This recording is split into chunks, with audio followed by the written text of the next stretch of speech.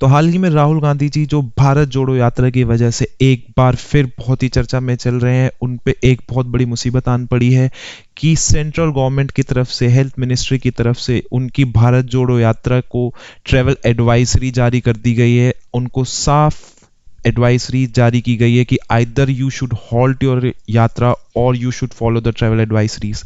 Union health minister Mansukh Mandaviya ji की तरफ से उनको क्लियरली बोला गया है कि आइदर हॉल्ट द यात्रा, यानी कि यात्रा को कुछ दिन के लिए रोक दीजिए, या फिर प्रॉपर ट्रैवल एडवाइजरीज को फॉलो किया जाए। इसको रिप्लाई देते हुए राहुल गांधी जी ने बड़े ही क्लियर शब्दों में एक तंज कसा है कि why just Rahul Gandhi, why just Congress, why just Bharat Jodo यात्रा।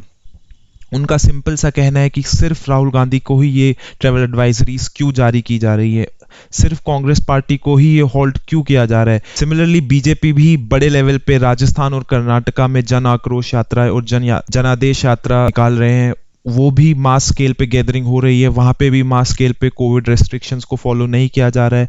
तो ऐसे में यूनियन हेल्थ मिनिस्ट्री का सिर्फ कांग्रेस को ये ट्रैवल एडवाइजरीज को फॉलो करने के लिए लेटर भेजना एक पॉलिटिकल बायसनेस माना जा रहा है हेल्थ मिनिस्ट्री का। और देखिए, सबको पता है कि सेंट्रल गवर्नमेंट में इस समय मोदी गवर्नमेंट है जिनकी ही हेल्थ मिनिस्ट्री है, तो सिमिलर ट्रैवल एडवाइजरीज को फॉलो करने के लिए भाजपा स्टेट गवर्नमेंट ने, राजस्थान स्टेट गवर्नमेंट ने भी एफर्ट्स किए थे। उन्होंने अपनी यात्रा को कुछ समय के लिए होल्ड किया था। हालांकि उस ही सिमिलर रेस्ट्रिक्शंस पे उन्होंने बहुत बड़ा यू टर्न लिया और बोला कि अभी पर्टिकुलर हार्ड रेस्ट्रिक्शंस नहीं है, सॉफ्ट रेस्ट्रिक्शंस है।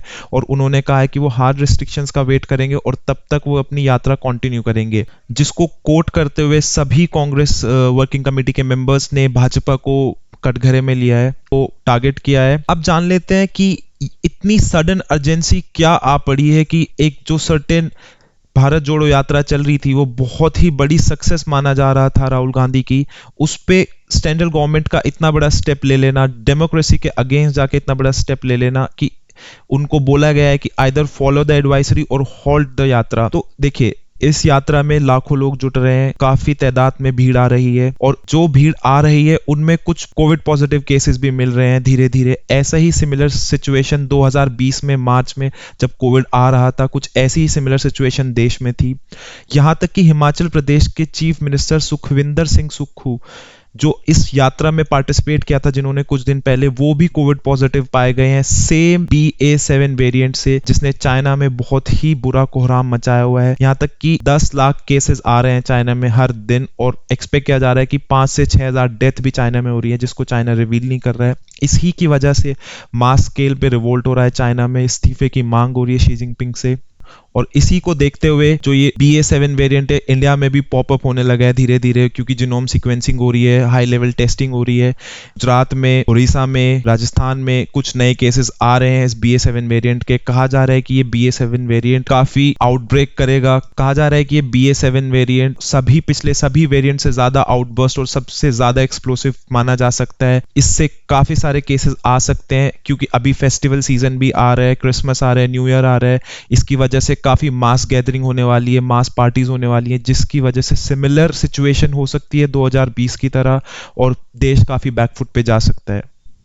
तो इन दी एंड आप लोग ही मुझे बताइए कि क्या सेंट्रल गवर्नमेंट का एक बायस स्टेप लेना सही है, या सेंट्रल गवर्नमेंट का खुद प्रिकॉशनरी मेजर लेके पहले एक स्टेज सेट कर देना, पहले एक एग्जाम्पल सेट कर देना बाकी स्टेट गवर्नमेंट्स, बाकी नेशनल पार्टीज के लिए, कि nation's interest should come first rather than a political party's interest.